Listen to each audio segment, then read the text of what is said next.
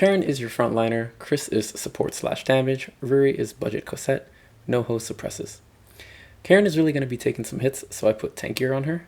I also like time acceleration to get her even more heals, and she and everyone else will revive and have immortality. Make sure to get Chris's exclusive item, which just came out.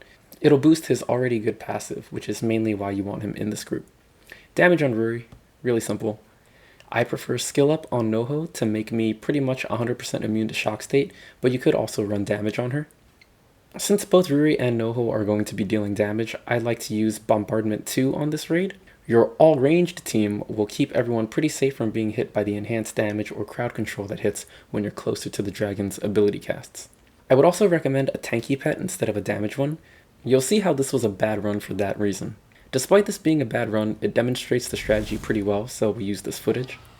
At the start of the fight, I let Karen pull off her skill before moving her to turn the dragon.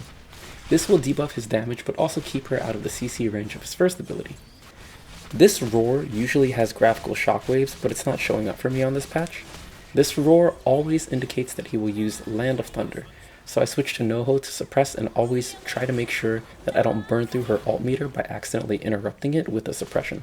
He will frequently change targets for a powerful ability with a relatively long cast, so I'm always trying to stay ready for this when his target changes so I can move everyone quickly out of the way.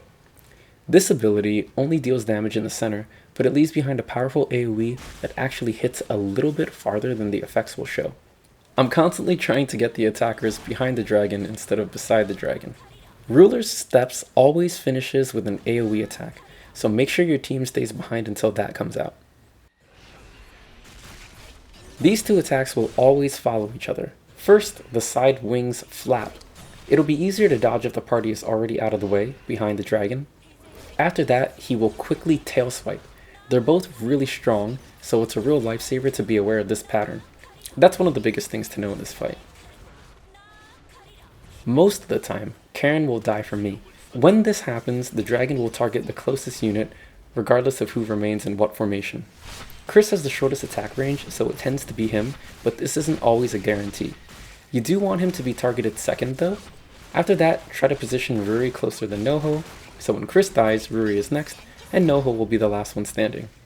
When I do this correctly, I can usually score much higher, and I'm sure you can too.